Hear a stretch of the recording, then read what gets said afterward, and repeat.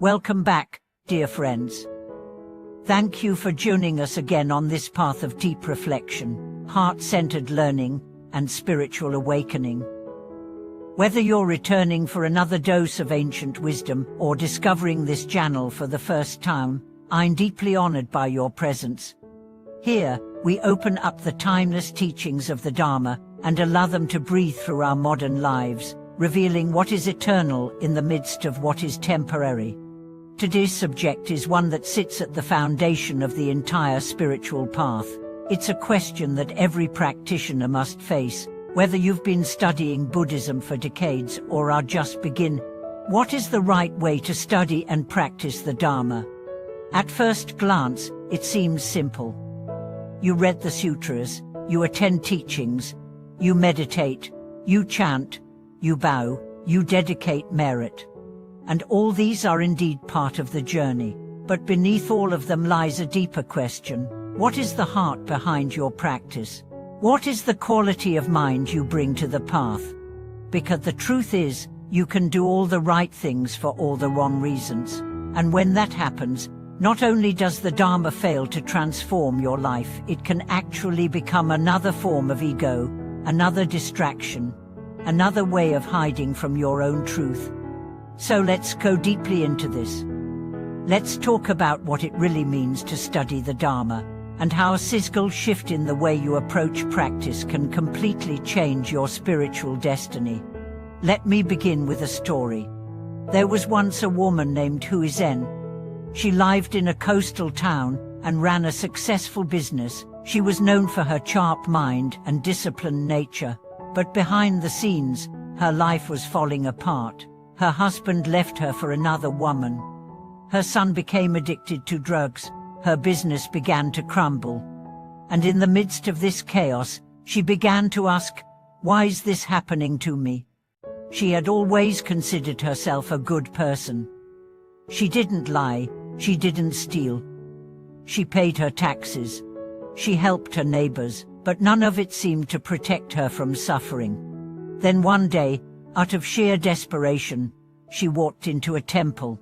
A monk greeted her. She poured out her story, and he listened, silently, without judgment. When she finished, he said something she would never forget.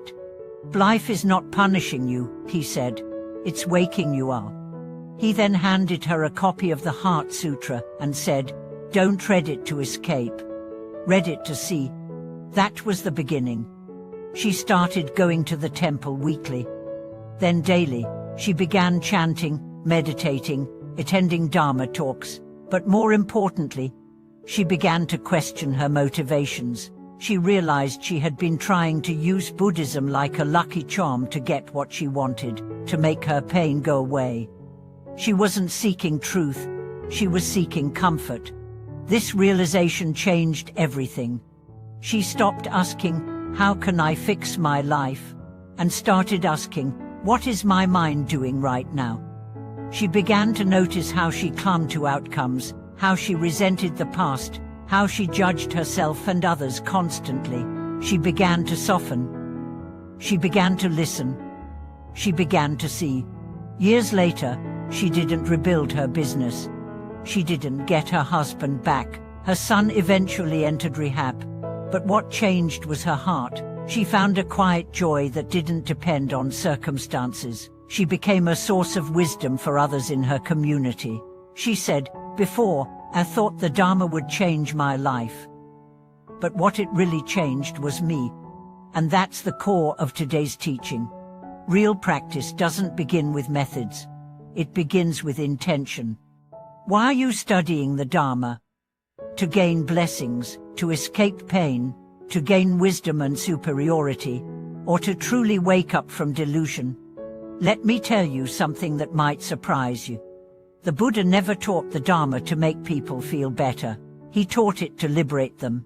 And liberation sometimes requires discomfort. Sometimes it means facing truths you've spent your whole life avoiding. This is why the first noble truth is not happiness. It's dukkha, suffering, dissatisfaction, unease. Not because the Buddha was pessimistic, but because he was honest.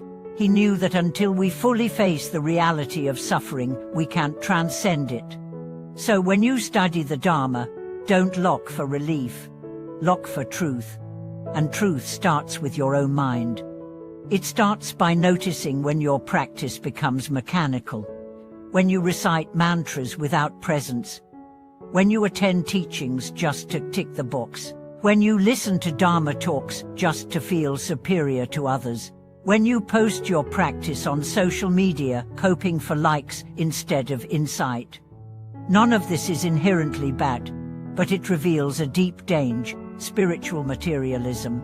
The ego using spiritual practice as a tool for validation, identity, or control. And the antidote to that is sincerity. A sincere practitioner doesn't need to look perfect. They don't need fancy robes or elaborate rituals. What they need is one thing: a mind that is honest and devoted to truth. This brings us to the real meaning of one mind in Dharma practice. In the scriptures, one mind doesn't mean one thought, it means one-pointedness. It means a mind that is not fragmented by desire, fear, or distraction. A mind that is rooted in clarity, in intention, in presence. When your mind is unified, even a single bow can open the gates of heaven. When your mind is scattered, even 1,000 recitations bring no peace.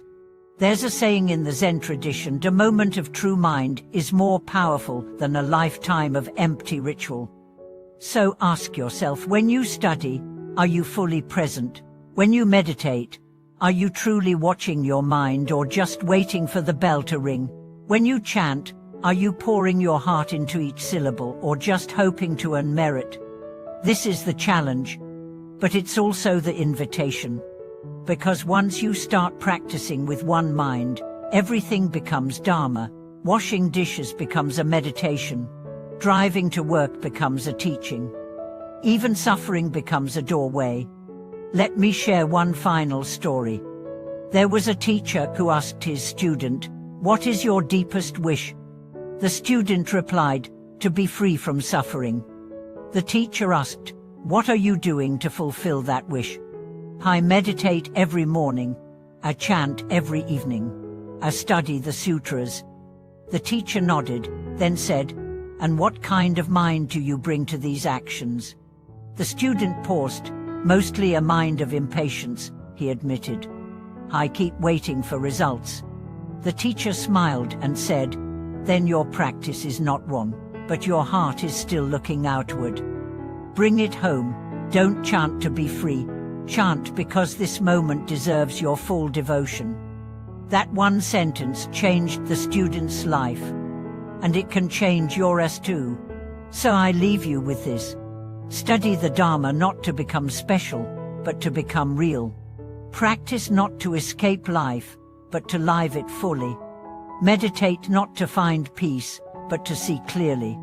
Chant not to reach the Buddha, but to remember you never left. Because in the end, the depth of your practice is not measured by how many books you've read or how many hours you've sat. It's measured by how sincerely you meet your own mind. Thank you so much for watching this video. If today's message spoke to something inside you, if it reminded you of why you began this path, or gave you the courage to start again, please share your reflections in the comments below. What has your Dharma journey taught you? Where have you struggled? What has helped you stay true? And as always, please like, subscribe, and help share this content with others walking their own path home.